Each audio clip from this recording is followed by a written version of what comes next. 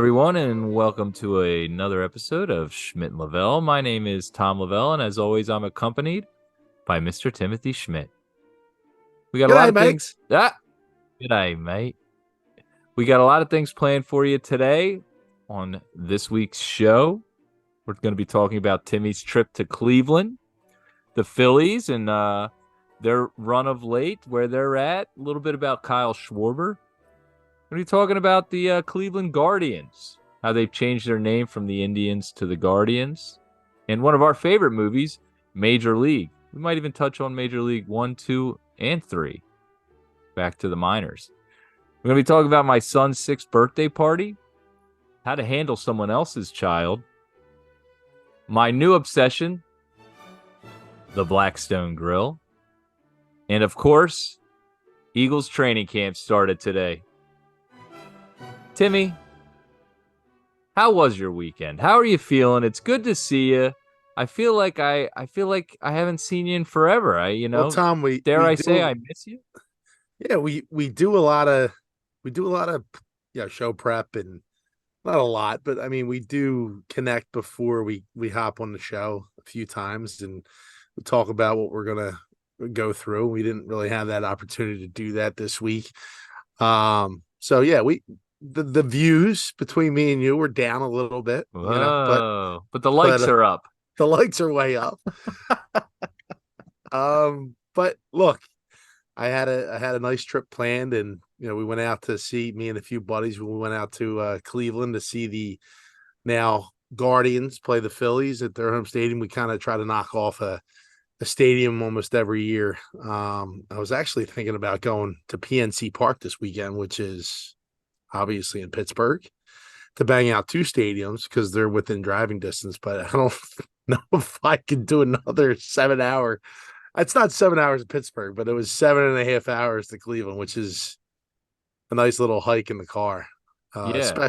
especially after a 3-day bender. So Well, it, Tim, if I could stop you for a second, last Friday you had a golf outing, correct? Your college does a golf outing every yep, year, and that what is Lycoming, right? yeah. So we a lot How'd of you my do? How was the outing? the outing's good. It's a scramble. It's a normal scramble where if you guys don't play golf, four guys are on the same team. You play the best ball each shot for the hole. Usually, you don't take any worse than a bogey, which is 1 over par per hole. We shot a 9 under on our team. It was a good day, though. It's always a good day. We get out to a course up in the mountains. It's up in Williamsport, Pennsylvania. That's where Lycoming is. And there's a lot of old coaches that we haven't seen in a long time. I get to reconnect with those guys. And a buddy of mine, Joey Farrar, owns a brewery up in Jersey Shore, Pennsylvania, which is only about 20 minutes outside of Williamsport. And we go there, we hang out, and yeah, the brewery up there called Baldbirds Brewing Company is just enormous. It's just like a complex up there, and it's a really cool weekend. We usually go up for like a day and a half, but we went up this week with the intentions of going to Cleveland right afterwards and driving because we're almost halfway there. When you go to Williamsport, it's about a 3-hour drive, and then from Williamsport to Cleveland, it's another 4.5. So Oh, yeah, okay. we woke up Saturday morning with some cobwebs. And then we hightailed it out of there around like 10 a.m. When we're able to get to Cleveland around 2. So it was a good trip just because we were able to knock off another baseball stadium right on the list. Never been to Cleveland before to hang out and then enjoy the partying a little bit. And I was able to do some market research while I was out there, talk to a couple fans locally. Ooh. Cool city. Cool city. It's a smaller downtown, Tom. We stayed at a Holiday Inn. Okay. I don't think it Right. was I don't think it was the Express, but it was a Holiday Inn. Ah. Right in the middle of town. Real cool street called 4th Street that it's like almost like an alleyway, and it's just bars galore on both sides. Some outdoor decks and things of that nature. The stadium's kind of built downtown in a very similar manner. If you ever been to like Fenway Park or if you ever been to Wrigley Field, very similar to that old ballpark. Um, but what was really kind of curious to me, there was a bar that everyone went to. Okay, it's only open on game days, and it's only open like 2 hours before the game starts, which Really?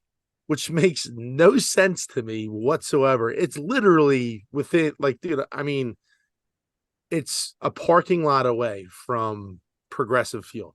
Um, So that's the only time it's opened. What about like football games?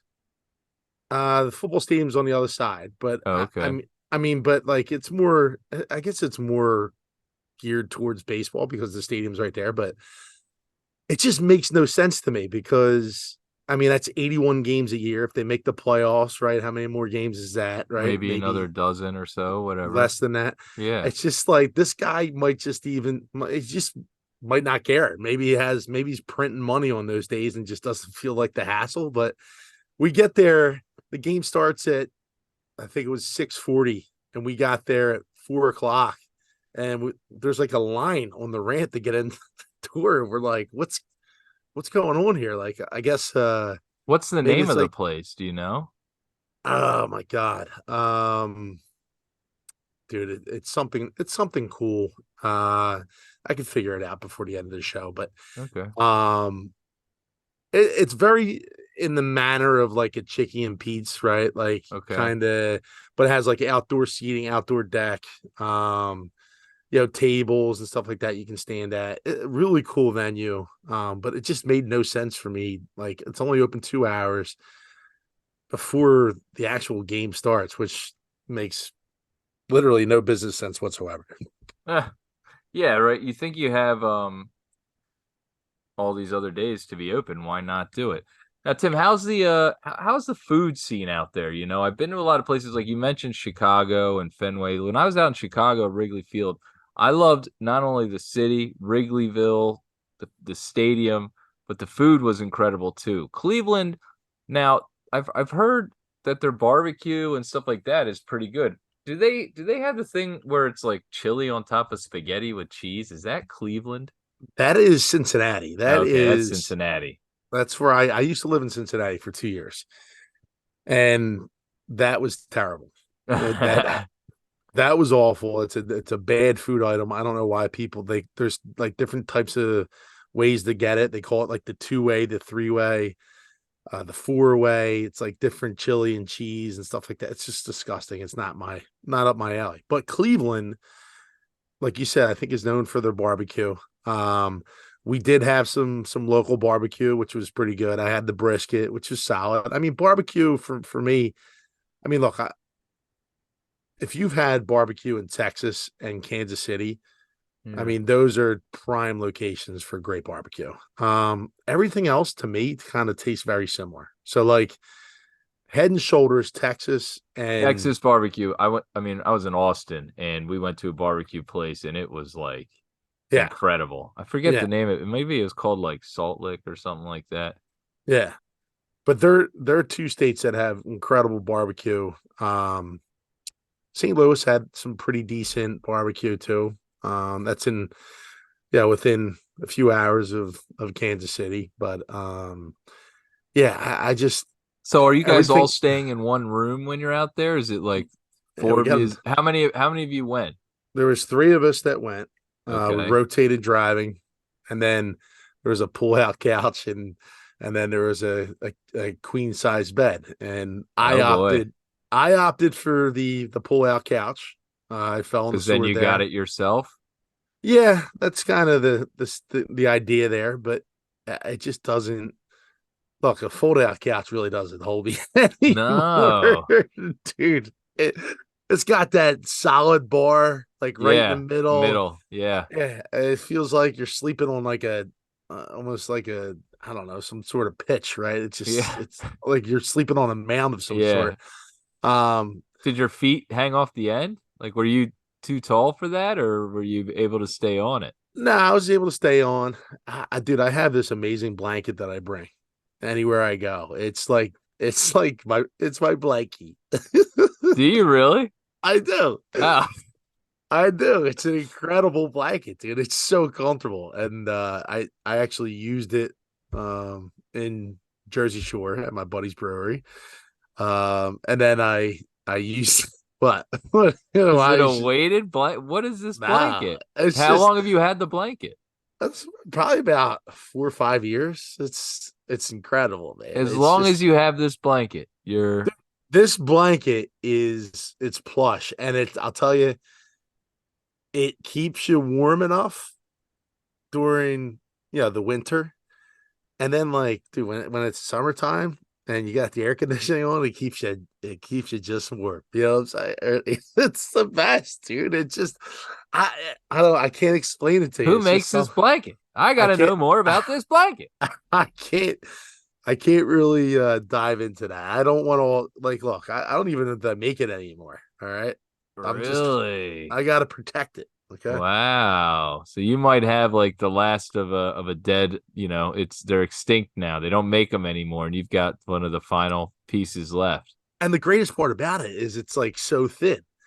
It's like a thin blanket, but like I you was gonna just say to carry a comforter around, that's like a big packing up. So this thing folds nah. up pretty nicely.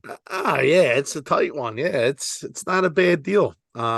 That's why I take it everywhere. I'm not dragging a comforter all over the goddamn Right. country. You know what I mean? Yeah. Well, that's what I thought initially. I was like, man, what? I mean, those are my favorite blankets. Yeah, but yeah, no, it's so the pull out situation was decent. I slept on that one night. The other night I fell asleep in the lounge chair, which wasn't planned. My snoring was pretty out of control from what I was told. Um, me and Mm. me and another buddy had a little rap battle in the middle of our nights because he snores as well. So it's I've had to change rooms because someone has snored so badly. I've had to switch rooms. I couldn't fall asleep. it's look, here's the thing. We're 40 years old, 41 years old. Yeah, we're going out. We're having quite a few cocktails after the Gonna game, right? happen. We're enjoying each other's company. You go back to the room, and there's not much else going on back there. It's You just you, pass out. you pass out, and that's it. You're over and it's over and done with. You wake up the next morning. You try to respect other people sleeping. If people are still sleeping, you get up, you go out to breakfast, you grab something to eat. If not, you just turn it back over. And you try to go back to bed. That's it. One time we were in I want to say we went to like DC. My mom drove. It was me, my two brothers, and my mom, and she's like, "We're going to DC for the weekend. We're gonna go to like the museums and stuff like that." And so we get there and we're in the room. Of course, first, as soon as we get there, me and my brother get into a literal fist fight in the hotel room. But that was like, and she was freaking out. Halfway on the way there, we were turning around. We're never going on vacation again, whatever. So we're at the end of the night. Everyone's going to sleep. My mom's laying there and she is snoring like crazy. My mom's a big snorer. So my two brothers are up, and I was like, guys, I'm gonna hit her with the pillow. And I was like, when I whack her, just pretend like you're sleeping, and then like nothing happened. Okay. So she's laying there and she's snoring like crazy. I grabbed the pillow, wham, and then right back down. She what's it? And we're just like laying there like nothing happened. And Is eventually she falls back asleep, and then she starts snoring again. And then I was like, I'm gonna do it again. it it turns into that like silent giggle where like you're laughing and your shoulders are like moving Yeah. and like dude, I used to get those in school all the time where you just try to keep your face straight. It just doesn't work. Right, because Uh, you're in trouble, so you're kind of like, oh no. But yeah. I think I got her like two or three times before she was like, "What's going on? What are you guys?" Until she realized someone was winding up and smash her in the face with a pillow. Yeah, I mean, at least got her twice. these dreams are getting real realistic Yeah, here. yeah. I keep having a dream that I'm falling and just landing face first on the sidewalk. Mom, we're Me- trying to sleep. Meanwhile, you're here with a pillow smash. Oh man. But so, all right, Tim. So you head out to Cleveland, 7 hour drive. You get there, you're going to the bars, you're enjoying the scene. You go to the Cleveland Guardians game, and you're there to check out a new stadium, check it off the list. What were your thoughts on the stadium? Was it a like if you could rank, where's it at? Is it near a Fenway or a Wrigley? I mean, those seem to be the top two. No, no, not even close. I mean, it's a cool stadium the way it's opened up in center field. The gates are kind of in the front, and then the food is strange. Like they have almost like Chipotle. It's like a version of Chipotle in the stadium, like burrito bars where you just and there's like four or five of them. I will tell you what, they were selling Miller Lights for $2 before the game started, which was pretty In the insane. stadium? Yeah, yeah, What? yeah, yeah. So Wow. it was like an hour or like so if you got into the stadium at 5, you could buy as many Miller Lights as you possibly could until the game started, which was like a $2 Miller Light until the game started. And then what? How much are they when the game starts? Like normal price, like $9 or something like that. I forget what it Really? was. Yeah. And is that for a big boy or a Yeah, like a 16-ounce can. Yeah. 16 ounce? Wow. Yeah. Yeah, it's not a bad deal. So the one thing that really jumped out at me, and I think this is because Tom, we aren't plugged into the AL as much as we are to the NL because I mean, look, now that there's interleague play and all this stuff, right? Like you pay a little bit more attention to it, especially when the team comes into your yard or you're going to Cleveland. And it's really the first time that I've watched the now Guardians play. Okay.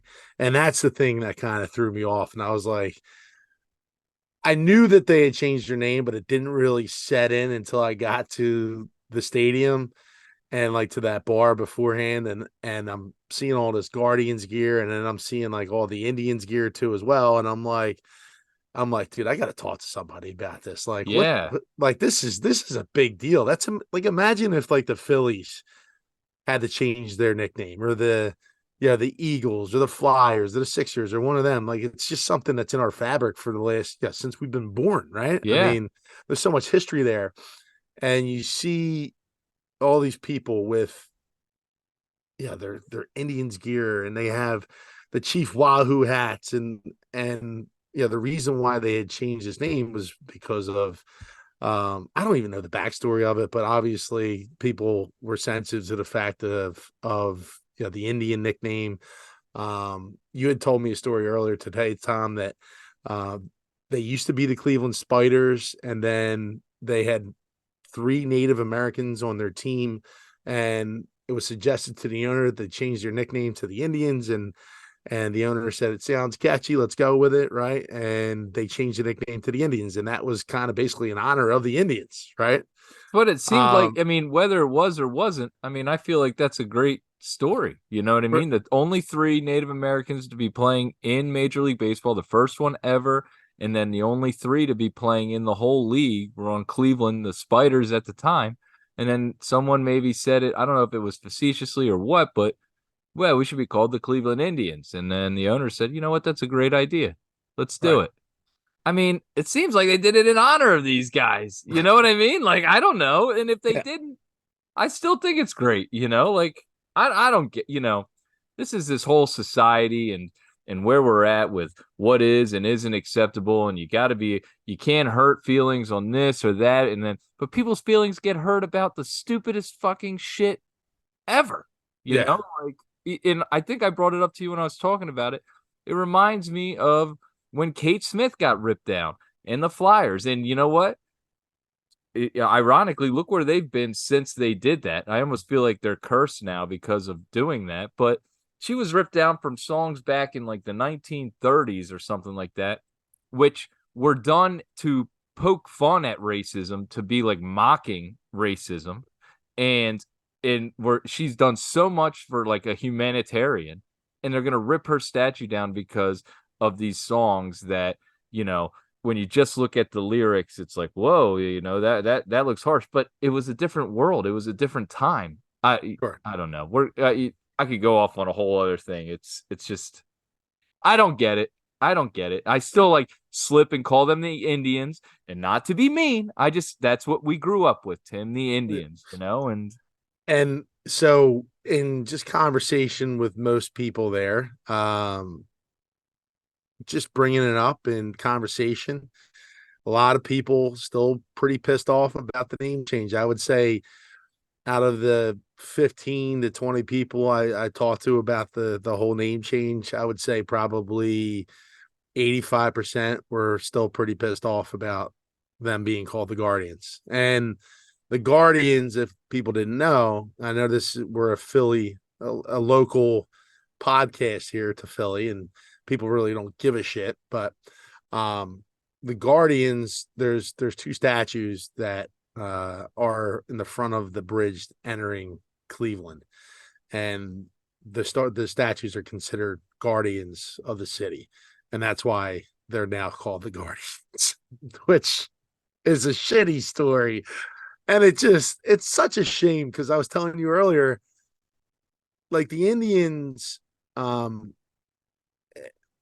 they're so in pop culture, they're very recognizable by the movie, which is one of the greatest movies, sports movies. I think in movies in general.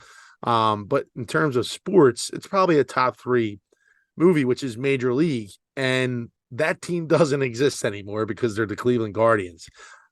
People wearing, Ricky Vaughn jerseys around the stadium, wearing the Major League symbol hat. If you guys ever seen the movie, they had the hat on of the logo of the movie. with the It's just such baseball a with the mohawk.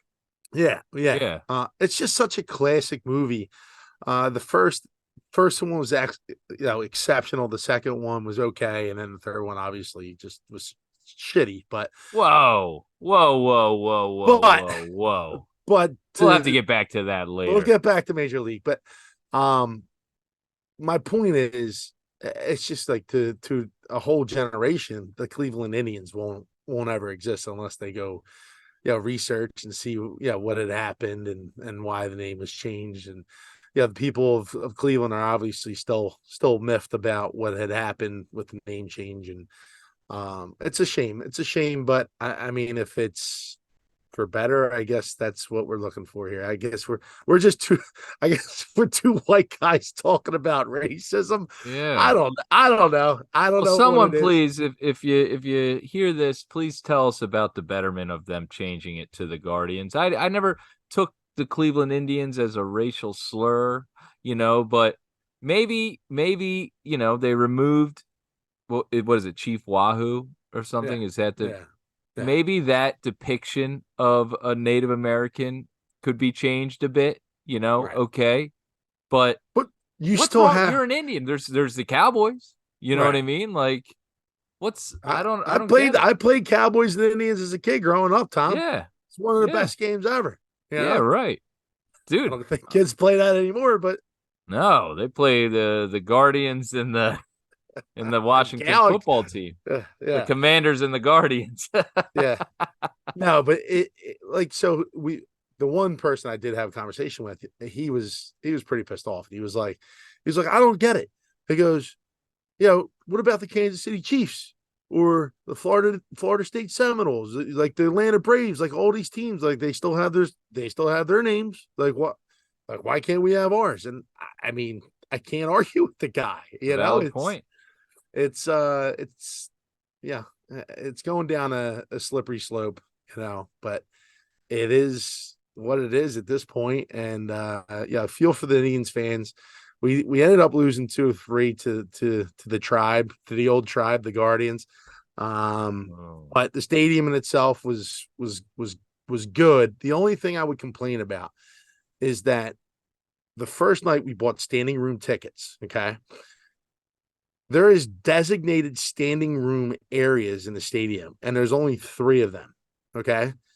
So Wait, you can't thousands, walk around? you cannot walk around the stadium without getting ushered off the concourse.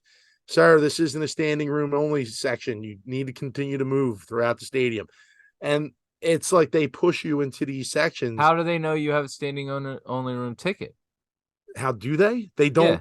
They don't. They just they prevent anyone from standing on the concourse. Oh, So, wow.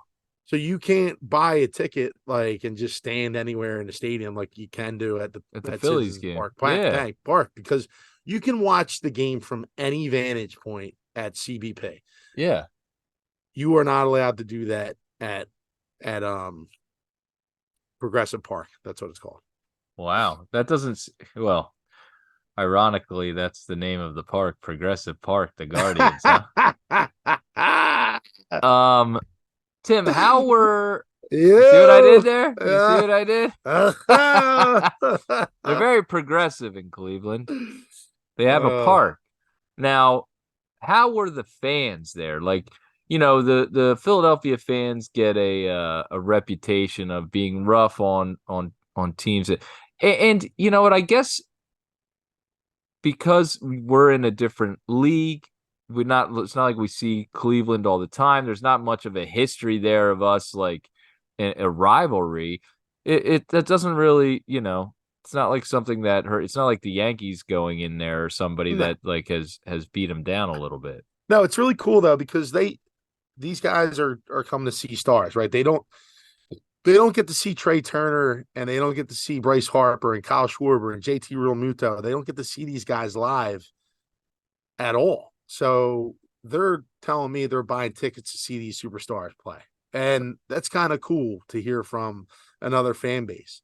They were very welcoming, very friendly, knowledgeable, talk the game. Um, although after the game, I had like 4 or 5 fans. Like I'm wearing my Philly shirts, and this is the way it is at every stadium. Like there's a handful of these people that ruin it, right? That they just try to push the buttons, and we're guilty too as Right. fans. Like Yeah. when other fans from different cities come into our ballpark, like we lost both games by a combined 2 runs.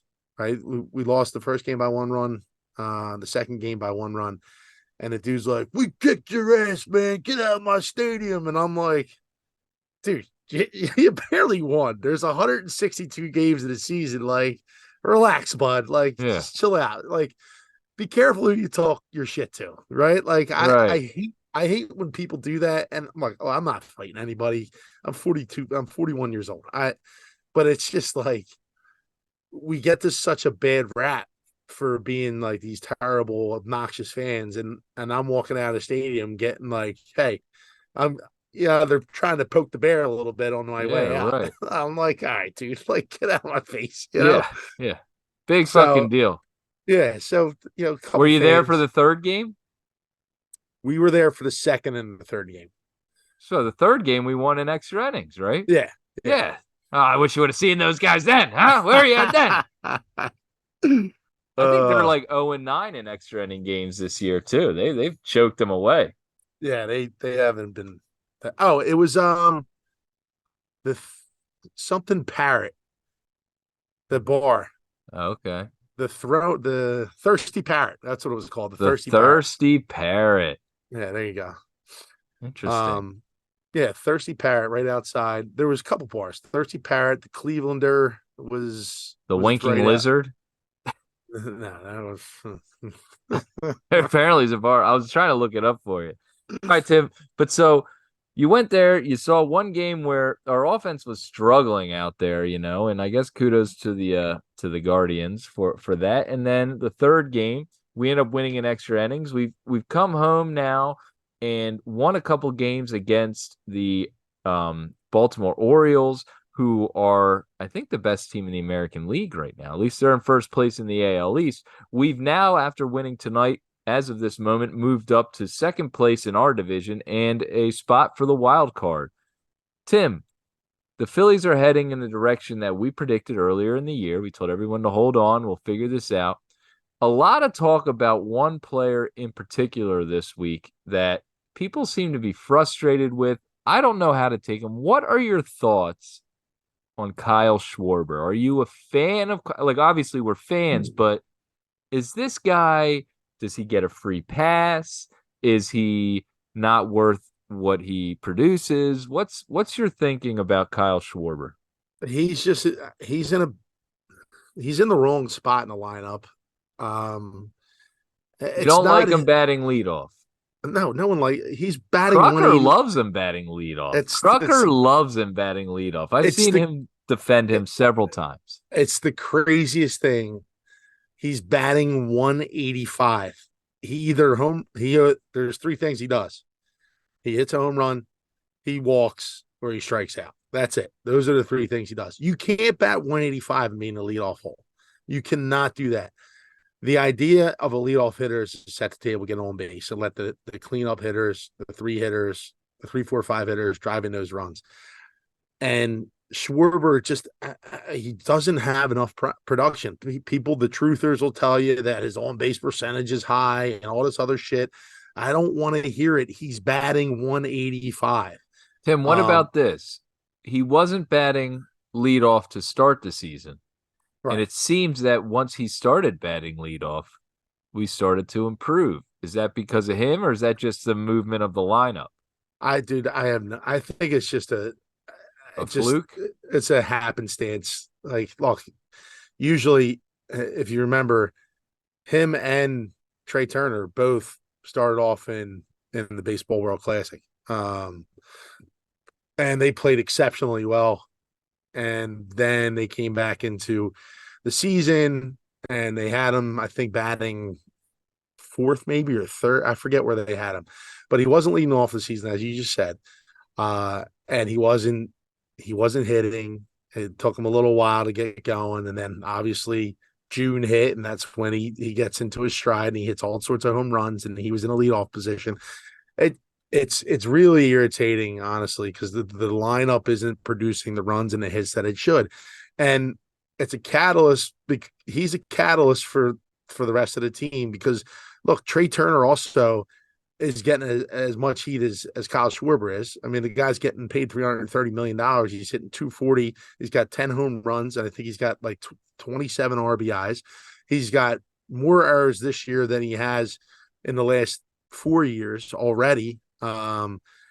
He's just, his head's not in the game, and the Phillies are still 8 games over 500. So the Incredible. guys that are getting you there are your Alec Bohms of the world, your Brandon Marshes, and Bryson Stott. Dude. I love Bryson Stott. Bryson Stott has delivered time and time again. He's one of the better players in your lineup right now. He's probably the best hitter on the team right now. What's he betting? 310 almost? 308? 39? He's like, I think he's like 303 right now, but I think he has 9 home runs, like 37 RBIs or something like that. Now we're starting to see Bryce Harper come out of it a little bit. He's starting to play the field. I think because you're seeing him play in the field and actually bat, I think that's why you're seeing such a turnaround right now from Bryce Harper. He's locked in at the plate. Yeah. He's in the game. He wants to be in the game. Harper's a gamer. He's the guy that has to be out there and doing his thing. And then one more touch on Kyle Schwarber before we move on, Tim. Also, his fielding leaves a lot to be desired. Yeah. And when he makes a catch, which would be routine for any other outfielder in the league, he gets celebrated. That's something that is frustrating when you're watching this player, and here's the thing, I love Schwarbs, and so I guess I would say he gets celebrated when he makes what would be a routine play for anyone else. However, I guess my question to you is this: he's been on the Cubs. They won a World Series for the first time since 1908. He was on the Red Sox. They went to the World Series. I don't know if they won it or not. He was on the Phillies last year that went to the World Series and went deep into the playoffs. Is this guy just a winner? Is his presence in the locker room? Does he know how to keep the guys like? He seems like one of those guys that kind of keeps everyone loose. You know what I mean? Does that make sense? No, I mean, that's what they said last year with Schwarber. It's just that he is just that calming influence in the locker room. And here's one thing about Schwarber. I'm bashing him about his batting average, his strikeouts. There's just way too much. There's no professional baseball hitters right now that should be still in the lineup hitting 183. But it's not for the lack of trying. The guy the effort is there. I mean, you saw it the other night in the outfield. They made it. He dove after a ball. Like most outfielders probably make that routine catch, but he's selling out. He's doing the best he can out in the outfield. This would honestly be not an issue if If Bryce Hoskins Harper. didn't get hurt Yeah, or well, no. If Bryce Harper was able to play the outfield, because then Schwarber is your DH and you don't have him in the outfield. Um, I I don't know what you would do with the lineup because Topper, the Rob Thompson wants to keep him in that leadoff role for whatever reason. But I mean, when you have Schwarber not producing and Turner not producing, and then you're in 1 and 2 hitters, it's hard to score runs. That's all I'm going to say. That's I'll leave it at that. yeah. Well, hopefully they can turn it around, and and Schwarbs and Turner showed in the baseball classic, and Schwarber obviously last year in the postseason, that he can be a clutch type player. He can make the big hit when it counts, and he can hopefully make it happen in a run to the playoffs and through it. So we'll keep you posted as that goes on. Now, Timmy, one last thing. You were in Cleveland. We touched on one of our favorite movies. You say a top 3 sports movie of all time, Major League. I rewatched it today, Tim. It's just as good now as it was when I was a kid, teenager, 20s, 30s, now 40 years old, no big deal. And I rewatched it today, Tim, and it's funny when you rewatch a movie and you know what's going to happen, the things you pick up. The foreshadowing in this movie is incredible. I don't know if you've ever noticed this, but there's a scene when Jake Taylor goes up and he's made the team and he's in the empty stadium and he's at the plate and he says 2 outs, bottom of the ninth, and he points to the outfield and then he cracks the ball and I hit a game-winning home run. And then there's the talk about Willie Mays Hayes. And Willie Mays Hayes, and they say, Bob Uecker says, a lot of times the first at bat of the season can give you a tell of what's to come for the rest of this year. And the first at bat, I don't know if you remember, he hits a little dribbler that he barely hits, but he legs it out and he beats it to first base to be safe, just like the ending of the movie. I just picked up on these things, and I love this movie. I love the music. I love the cast, all-star cast. Like you said, a top 3 sports movie for you. I don't know if it's a top 3 for me. I'd have to really think about it. Maybe that's a list we can do in the future. I'm Tim? going off the cuff. Just trying to off the top of my head. I mean, a lot of people love their sports more. Like people love hockey a lot more than they like baseball, and they might have what's the Paul Newman one? Slapshot. Slapshot up there, right? Or like The Program is a great football flick, right? Underrated football movie. Yeah. But yeah, there's A a lot League of of Their Own. A League of Their Own's a great movie. I would say Major League's better. But there's so many quotable lines from that movie. When what's the coach's name? Lou Brown, right? Yeah. When Willie Mays Hayes catches the ball behind his back, he goes, "Nice catch, Mays. Don't ever fucking do it again." The basket catch. The Yeah, basket catch. Yeah. Yeah. Oh, dude. And what a great character. And then Dorn. Dorn is an incredible character in that movie. yeah. Roger Dorn. Like he just like comes out and like when he's saying, what's all this Olay bullshit, Dorn? He said, I took one of those off the eye last year. I'm not about to lose my sight out here. And he grabs his contract. Yeah. He grabs his says in my contract, and Yeah. Luke Brown takes a piss on it. Yeah. One Right of the there. best. Yeah. And then obviously It's Charlie Sheen. You got Willie Mays Hayes, who's Wesley Snipes. You got Tom Berenger as Jake Taylor. And then someone that we mentioned earlier, a total dime. At her peak in this movie, Miss Renee Russo. Unbelievably. I was like, wow, this lady, she is a she is smoking hot in this movie, Tim. I was yeah. shocked how good looking she was in this movie. Wow! Look at you. I was going really hot. Hey, Ah, a little ah, hot body. ah. Even the even Um, who was the old time pitcher? I mean, he's been in a ton of movies, and there's just like a ton of guys. Obviously, Pedro Dennis Haysbert. Serrano, who Yeah. who was in 24. He was the president in 24. Like, there's just so many great actors in this movie that it's so good, and like I think it really even one of the fans has been in a ton of stuff. I forget what he was in, but he was on a TV show and he was in a tough. And I even love the Asian grounds crew that they're talking in like and they're like they're shit, or whatever. And like the translation comes up. It's These guys hilarious. blow. These Yeah, yeah, guys yeah, suck. yeah. Um, well, it's a classic underdog story. You put a bunch of. I mean, the story of the movie is the owner is trying to sell the team.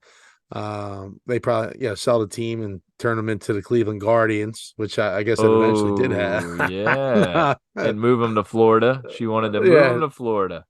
So they pretty much cleared. They traded all the good players and cleared the roster, and they brought in all these has-beens and wannabes into the Cleveland Indians, and hopefully the attendance went down. They come in last place and they're able to sell the team because no one's going to the games. And the opposite does happen during the movie, Tom. They go on to win the pennant if you haven't seen the movie. Willie Mays Hayes. What's your name? Ricky Vaughn. What'd you play? Where'd you play last year? California Penal League. Well, how'd you get into that league? He stole a car. Yeah, yeah. Well, here we go. This is my little before we move on. Uh hey bartender, Jobu needs a refill. There you go. A little shot of tequila there for you, Jobu. That Even that dude's stuff when they go get the bucket of fried chicken because they want to sacrifice the chicken. that picture puts like he's got all the like the Bengay all over the ball and shit like that. He's like Jamie Moore. Yeah.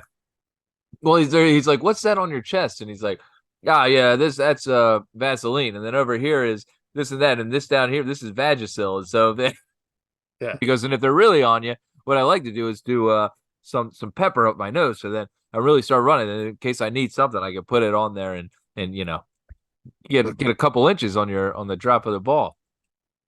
Uh, Great movie.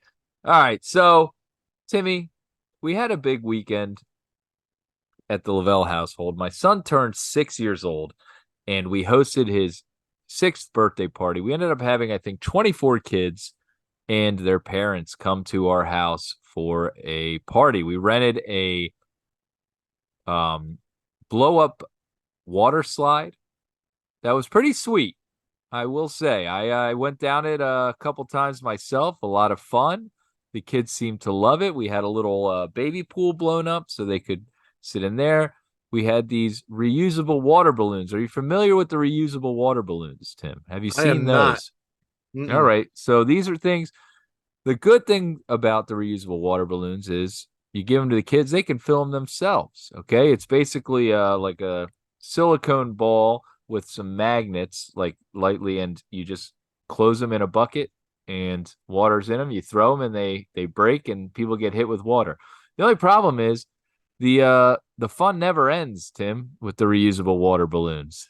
They just keep throwing them and throwing them and throwing them and throwing them, and you're just gonna get hit and hit and hit and hit, Tim. Wait, so how do they I don't understand. How do they break? So, like, I guess these magnets hold them together, and then when you throw it, it's like a magnet kind of wrapped in silicone. So it's a sphere, right?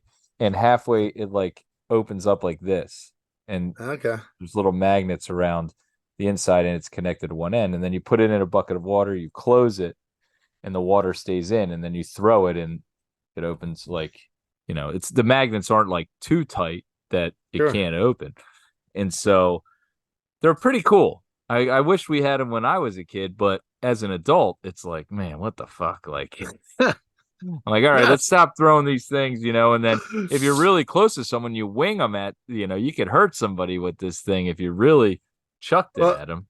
well, the greatest thing about water balloons, and I know we're going to get off topic here. Actually, we're on topic, but when you're younger, like you would fill up those like you there was kids that were like really good at like making those nice like hand grenade like size water balloons. Oh yeah.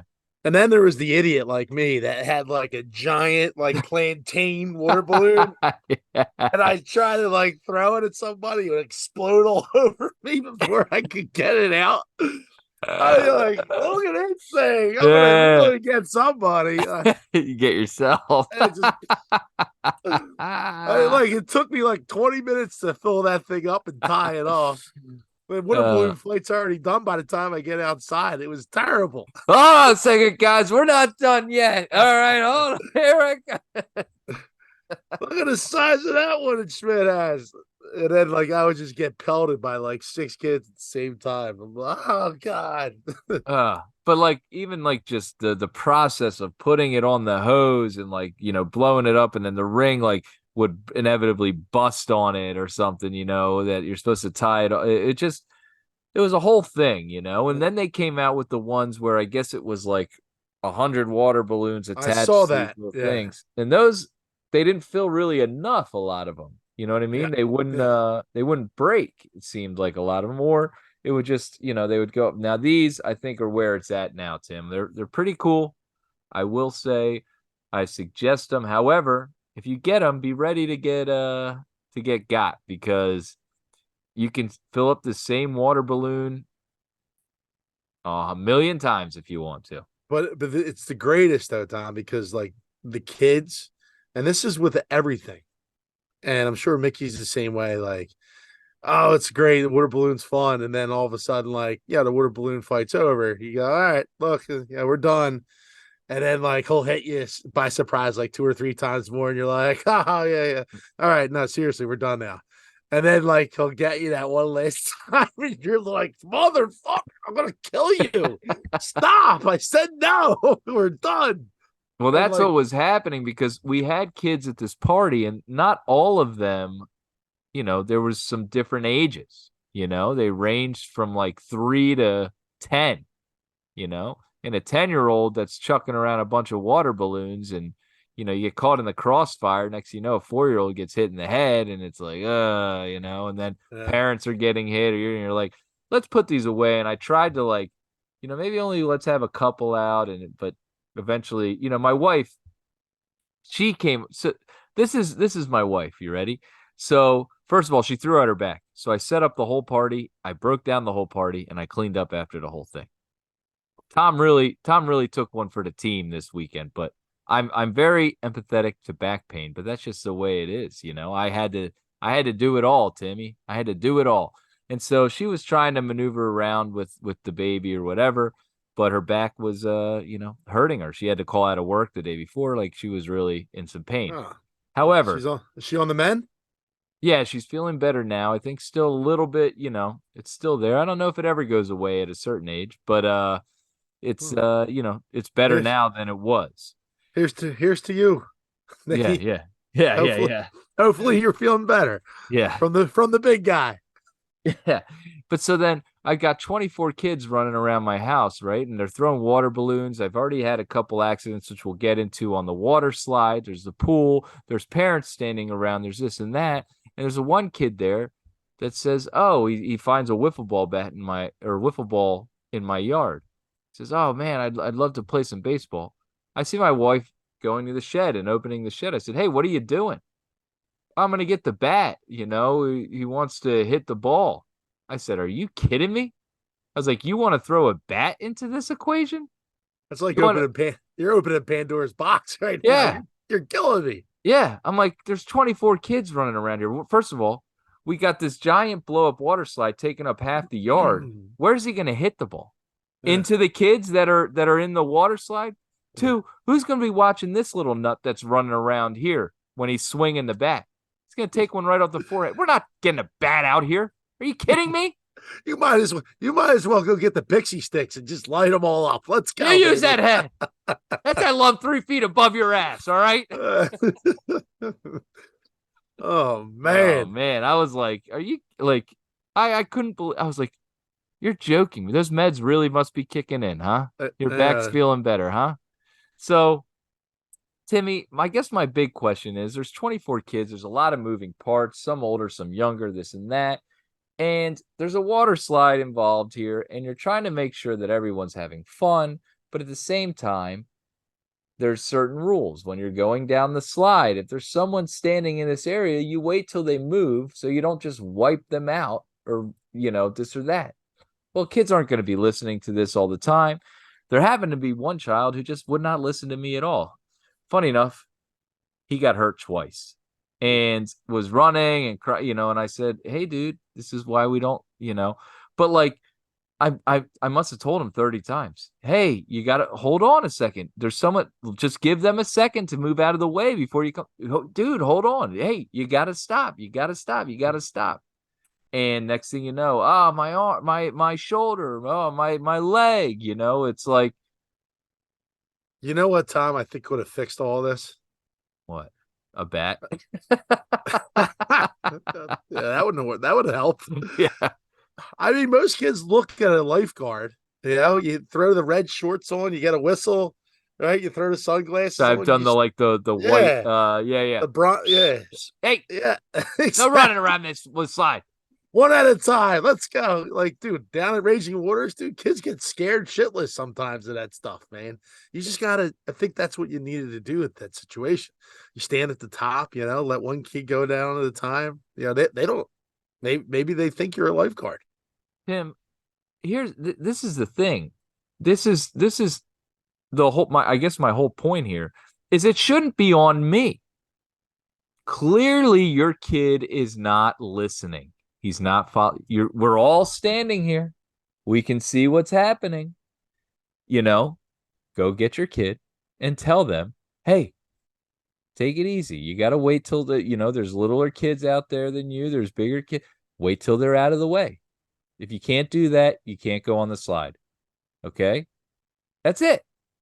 Yeah, well, unfortunately, Tom, at kids' birthday parties, parents sees that as a 3-hour window where they don't have to watch their kids. It's like, oh, birthday party, excellent. I get to have a couple beers, let my kid run around for 3.5 hours, and I got no cares in the world. There's other parents here. Look at all these chaperones. I'm in a good spot.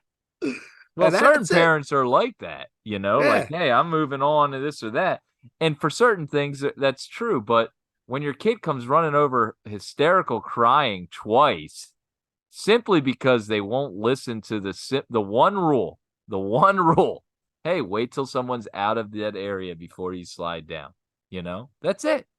Oh, maybe that parent was like, Did you see Mrs. Lavelle? Did you go see Mrs. Lavelle about your shoulder? Nicole would have been like, here's some meds. I took them for my back. It'll help you. Yeah, just take it with a can't you see Daddy? Surfside. Can't you see Daddy's having a drink? Come on. Mrs. Lavelle's in there on the couch. Go see her. I think she has some ibuprofen in there. And I'm telling the kid, I'm like, yo, dude, stop. Like, I must have told him 15 times, I swear. Like, you got to wait. You got to wait. And then he did it one time, and I was like, good. Hey, there you go. Good job. You waited. Good job. 2 things later, boom, someone lands on his leg.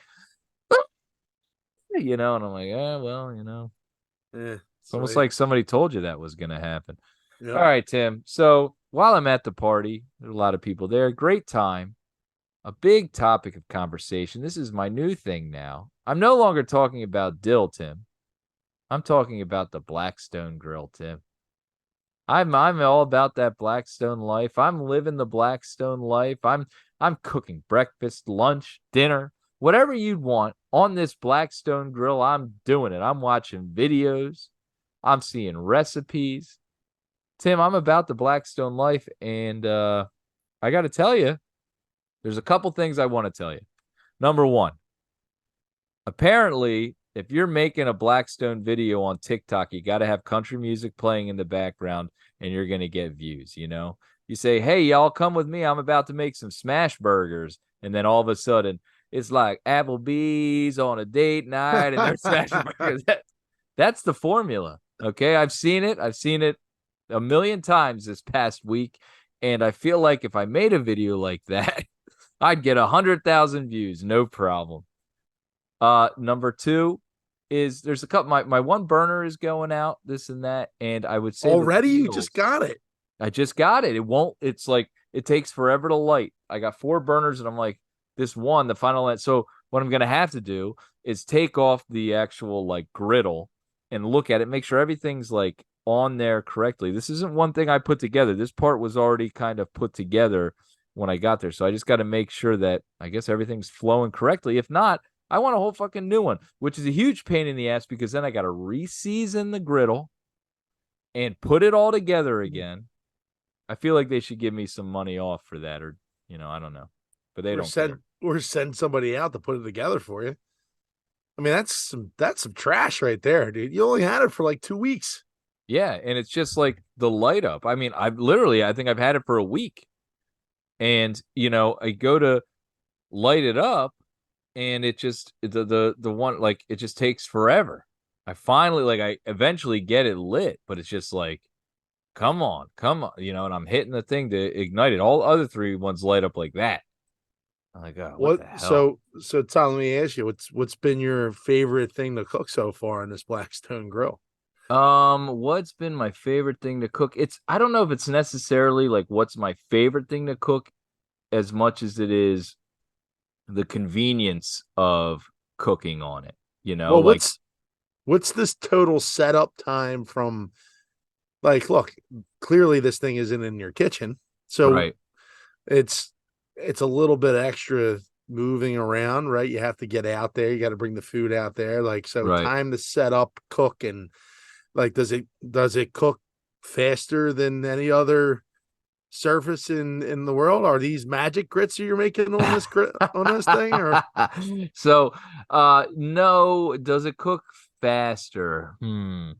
Uh, well, yes, because I can cook everything at once. I don't have to wait. So it does get cooked faster because say no I've got to make pans? four burgers, I can't put four burgers into a pan, and similar to that of like a regular grill, it will cook faster, but you have some more options with this one that you wouldn't have with the regular grill. I can make breakfast. I made pancakes the other day. They were great. I can make hash browns on there. I can do quesadillas. I can do smash burgers and cheesesteaks and all this other crap. So the cheesesteaks are everything I've made on it has been really good. I've really enjoyed it. It's a cast iron top, so it's like a cast iron pan, so you get that nice crust on everything, and Mm. it's been really good. In fact, Timmy, maybe one night we'll have you over here and you can enjoy some of the stuff. I think we talked about this last week. Maybe your buddy coming over and helping me out. Maybe I'll get my friend the Godfather Meat to come over and we can do a Ooh. video just us and yeah. He's big time. What But he would come over. That would be cool. And so he's a big Eagles fan. But what's so some Carl Venzia? Is that the Venezia? Venezia. Uh, Yeah. Yeah, some get some of ribeye his oh some of yeah. his meats, Try I those. got some already. Ooh, Yeah. Yeah. Timmy, you name it, I'll cook it. All right. We'll put it on there. Today I made a homemade salsa. I roasted um some jalapenos, tomatoes, tomatillos. I've never made a tomatillo before, but I roasted it, garlic, cilantro, lime juice, blended it all up. I've got a homemade salsa that I made upstairs, nice and easy. I did a chicken in a the fuck's it called? A red enchilada sauce. I made that.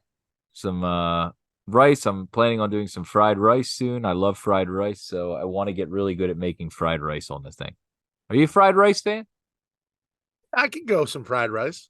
Oh yeah. I'm trying to make the best fried rice. That's my next thing. And then my breakfast was incredible. I will say that. So I'm a huge breakfast guy, dude. So if you can make breakfast on that thing, because that dude, I go crazy for breakfast. I'll cook like four different meats. I'll go pork roll. I'll go scrapple. I'll do I sausage. I'll go. love pork roll, dude. I fucking love pork roll. Sorry. Yeah. Go ahead. No, I'm with you, dude. I mean, it's you can cook the thin pork roll, you can go the thick pork roll, but yeah, I make some scrambled eggs. You can go fried eggs on there, I guess, right? You Yeah, can do dude, you can whatever do you want. anything. You just throw the eggs on there. I did a couple fried eggs.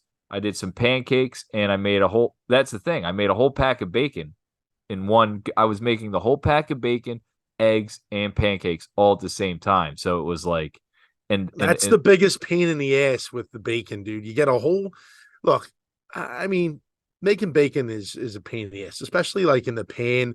You can fit like what 6 slices in there. if you're Like, lucky, and half of it's like leaning up the side, and you're like, yeah, what am I doing here? And then it's like the whole house is greasy, and then yeah, after you make that pan to throw another one in, there's so much grease in there, and then there's the burnt shit in there, and then it's smoky, and it's like your whole house is like yeah, stinking. Like, yep. dude, I made the whole pack and sausage links. I forgot I had sausage links, the bacon, the pancakes, the fried eggs, and I made it all, and I just saved it for breakfast this week with Mickey. We just been taking it out of the refrigerator. You heat it up real quick with some eggs, and you're ready to go. Tell you what, Tom, if you're a real man, you cook that bacon in a pan on a high flame with your shirt off. Man, dude, that grease pops off. It's so bad. Learn, learn, Uh, learn my lesson a couple times doing that in the morning. well, Uh, Timmy, fortunately for me, I'm not a real man. Um, you know what? I am loving the breakfast on it. I will tell you that. And I've plans this Saturday. Same thing. I'm going to make the pancakes and some pork roll. And, it's easy to toast your, if you want to do English muffin or bagel or whatever bread it is, and you just throw it on. Like, we made that. And a little shout out. We had some of Harry's spicy spread. oh yeah, We yeah, put yeah. a little bit of that on some bread with the cheese. I had some Cooper Sharp and bacon. Dude, it was good. So Nice. I'm loving the Blackstone Grill. I'm this guy now that's talking about the Blackstone Grill all the time. I want to make a short video, hopefully to come out, about guys that just buy a Blackstone Grill and the stupid shit they say, because I'm that guy right now. So Well, you're filling it up this last 5 minutes here. yeah, sorry. But so one last thing before we go, Timmy, we're obviously big fans. The Philadelphia Eagles started training camp today. You are a big football guy. Football was a part of your whole life growing up, Yep. played your whole life into college, everything like that. There's something about when football gets started and it's ready to go, and just that build up to the beginning of the season. This is obviously day one. Any thoughts, like, you've been through the training camps as a player? These are is this the worst part of football or the best part of football? It's both because look, you talk about training camp now after you've been done it for so long.